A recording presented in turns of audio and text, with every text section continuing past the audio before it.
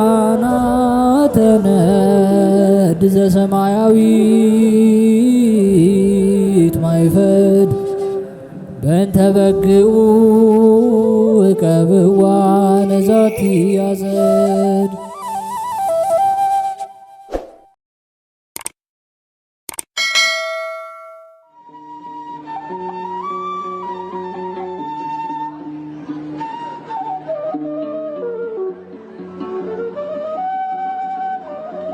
በስመ አብ ወወልድ ወመንፈስ ቅዱስ አሐዱ አምላክ አሜን። ሰላም እንደምን ቆያችሁን?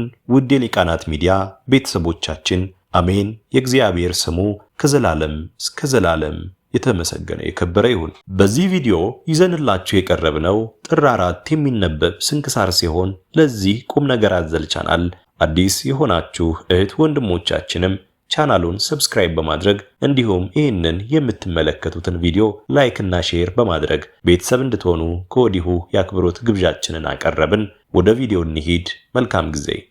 ጥር 4 የሚነበብ ስንክሳር። ፍልሰቱ ለዮሐንስ ወንጌላዊ።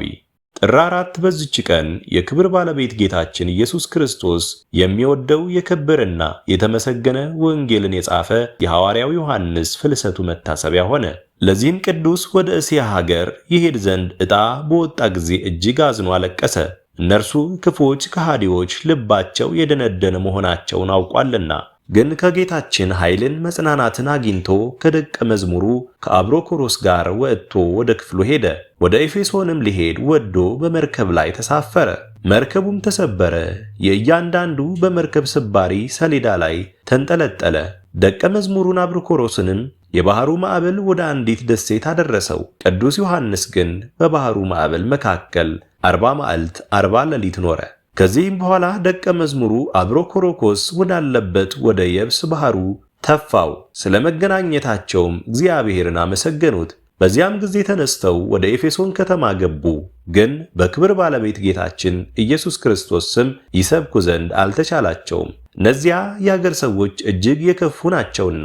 ስለዚህም ምክንያት ፈጥረው ዮሐንስ ሮምና ለምትባል ሴት የውሽባ ቤት እሳትን የሚያነድ ሆነ። ረድኡ አብሮኮሮስም አጣቢ ሆነ። ያቺ ሴትም እጅግ ታሰቃያቸው ነበር።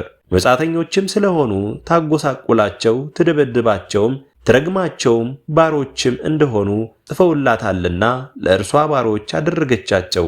በዚህ በታላቅ ጉስቁልና ውስጥ ኖሩ። ከዚህም በኋላ በአንዲት ዕለት ይታጠብ ዘንድ የአገረ ገዢው ልጅ ገባ። በዚያ የውሽባ ቤት ከተሰራው ጀምሮ የሰይጣን ኃይል አለ። የመኮንኑም ልጅ አንቆ ገደለው። በዚያም ጊዜ የአገር ሰዎች ለዚያ ለሞተው ሊያለቅሱለት ተሰበሰቡ። የከበረ ዮሐንስም ከእርሳቸው ጋር ወጥቶ እንደ ሰው ሁሉ ሊያይ በዚያ ቆመ። ሮምናም ባየች ጊዜ ረገመችው። አንተስ በጌታዬ ልጅ ሞት ደስ ብሎ ልትስትብኝ መጣህ አለችው። ቅዱሱ ግን በቅንነት አይዞሽ አትዘኝ አላት። ይህንንም ብሎ ወደ ሞተው ቀረብ ብሎ በመስቀል ምልክት አማተበበት፣ በፊቱም ላይ እፍ አለበት። በዚያም ጊዜ ያ የሞተው ድኖ ተነሳ። የአገር ሰዎችም ደነገጡ። ሮምናም ወዮልኝ፣ እግዚአብሔር የሚሉት አምላክ አንተ ነህን አለችው። እርሱም አይደለሁም፣ እኔ አገልጋይ ሐዋርያ ነኝ እንጂ አላት። በእርሱም ላይ የሰራችውን በደል ሁሉ ይቅር ይሏት ዘንድ መሪር ልቅሶ በማልቀስ ሐዋርያትን ለመነቻቸው። እነርሱም አረጋጓት፣ አጽናኗትም። ከአገሩም ሰዎች ብዙዎች በክብር ባለቤት ጌታችን ኢየሱስ ክርስቶስ አመኑ። የክርስትና ጥምቀትንም አጠመቃቸው። በፊታቸውም ብዙዎች የሆኑ ድንቆች ተአምራትን አደረገ። ይህንንም አይተው የሀገሩ ሰዎች ሁሉም በጌታችን አመኑ፣ ከጣዖታቱ አገልጋዮች በቀር። እነርሱም ሰይጣን በእርሱ ላይ ስለሚያነሳሳቸው ሊገሉት ይሹ ነበር።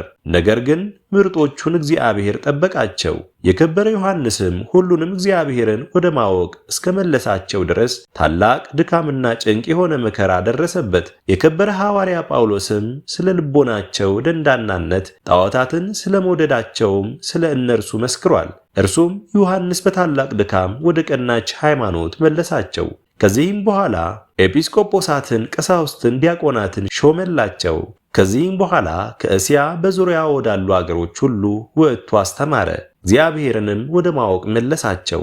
ይህም የከበረና የተመሰገነ ዮሐንስ በዚህ ዓለም 90 ዓመት ኖረ፣ እጅግም ሸመገለ። ግን እንደ ባልደረቦቹ ሐዋርያት በመሰየፍ ሞትን አልቀመሰም። ስለ ድንግልናውና ስለ ንጽሕናው ይህ ሆነ። ሁሉም በክብር ይስተካከሉ ዘንድ እርሱም ወንጌልን፣ ቀለምሲስ የሚባለውን ራእይ፣ 3 መልእክታትን የጻፈ ነው። እራት ሲበሉ በጌታ ኢየሱስ አጠገብ የተቀመጠውና አቤቱ የሚያስይዝህ ማን ነው ያለው ይህ እርሱ ነው። ጌታችንም በተሰቀለ ጊዜ ከእመቤታችን ከቅድስት ድንግል ማርያም ጋር በመስቀሉ አጠገብ የቆመ እናቱንም እነሆ ልጅሽ ያላት እርሱን፣ ደቀ መዝሙሩንም እነኋት እናትህ ያለው ነው። ጴጥሮስም እርሱን ሲከተለው ባየው ጊዜ ስለ እርሱ ጌታ ኢየሱስን አቤቱ ይህስ እንዴት ነው ብሎ የተናገረ፣ ጌታ ኢየሱስን እስክመጣ ድረስ ይኖር ዘንድ ከወደድኩ አንተ ምን አለ? አንተ ግን ተከተለኝ ያለለት ይህ ነው።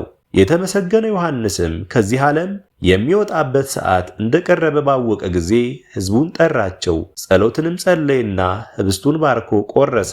ይህም የጌታችን ሥጋውንና ደሙን ሰጣቸው። በቀናች ሃይማኖት እንዲጸኑ አዘዛቸው፣ ባረካቸው፣ አጽናናቸውም። ከዚህም በኋላ ደቀ መዝሙሩ አብሮኮሮስ ከወንድሞቹ ሌሎች 2 መቆፈሪያ ይዘው ይከተሉት ዘንድ አዘዘ። ከኤፌሶንም ከተማ ውጭ ወጣ፣ ጉድጓድ እንዲቆፍሩም አዘዘ። ከውስጧም ወርዶ ቆመ፣ ልብሱንም አስወገደ፣ ከአንድ የበፍታ ቀሚስ በቀር አላስቀረም። እጆቹንም አንስቶ ጸለየና ወደ ከተማ ይመለሱ ዘንድ አሰናበታቸው። በክርስቶስም ሃይማኖት ይጸኑ ዘንድ ለሕዝቡ ይነግሯቸው ዘንድ አዘዛቸው። በጎ ሥራዎችንም ይሰሩ ዘንድ ጌታችን ለሁሉም እንደ ሥራው ይከፍለው ዘንድ አለውና። ሁለተኛም እንዲህ አላቸው፣ እኔ ከሁላችሁም ደም ንጹሕ ነኝ። ከእግዚአብሔር ትእዛዝና ሕግ ሳልነግራችሁ የተውኩት ምንም የለምና እናንተም ከእንግዲህ ከቶ ፊቴን አታዩኝም። ይህንንም በተናገረ ጊዜ አለቀሱ። እጆቹንና እግሮቹን ስመው በጉድጓድ ውስጥ ትተውት ወደ መንደር ተመለሱና የሆነውን ሁሉ ለሰዎች ነገሯቸው። ሁሉም ደንግጠው መጡ፣ ግን ልብስና ጫማው እንጂ መቃብሩን አላገኙም። እጅግም አደነቁ። ደቀ መዝሙሩ ዮሐንስን በዚህ በጎ ዕረፍት ያሳረፈው እግዚአብሔርንም አመሰገኑት። ለእግዚአብሔርም ምስጋና ይሁን። እኛንም በዚህ በከበረ አባት በሐዋርያው ዮሐንስ ጸሎት ይማረን፣ በረከቱም ከእኛ ጋር ትኑር ለዘላለሙ አሜን። የማርቴ የታኦድራ የሊቃኖስና የቀውስጦስ መታሰቢያ። በዚችም ዕለት የከበሩ የጊዮርጊስ የሊቀ ጳጳሳት ማርቴና፣ የሰማዕት ታኦድራ፣ የአባ ሊቃኖስ፣ የቀውስጦስ መታሰቢያቸው ነው። በረከታቸውም ከእኛ ጋር ትኑር ለዘላለሙ አሜን። የአባ ናርዶስ መታሰቢያ። በዚችም ዕለት ተጋዳይ የሆነ በበትር ሳይመታ በጥላው ከይሲውን የገደለ የደብረ ቢዘኑ የአባ ናርዶስ የዕረፍቱ መታሰቢያ ነው። እርሱም እግሮቹ እስኪያብጡ ድረስ ጸሎትና መቆምን ያዘወተረ ነበር። ለእግዚአብሔርም ምስጋና ይሁን፣ እኛንም በቅዱሳን ሁሉ ጸሎት ይማረን ለዘላለሙ አሜን። አስጀምሮ ላስፈጸመን ለልዑል እግዚአብሔር ክብር ምስጋና ይሁን መቼ ለዘላለሙ አሜን። ውድ የሊቃናት ሚዲያ ቤተሰቦቻችን ጥር 4 ቀን የሚነበብ ስንክሳር ወደ እናንተ አቀረብን። ይህን ይመስል ነበር። በቀጣይ በአዲስ ክፍል እስከምንገናኝ ድረስ እግዚአብሔር ቸር ያቆየን። መልካም ጊዜ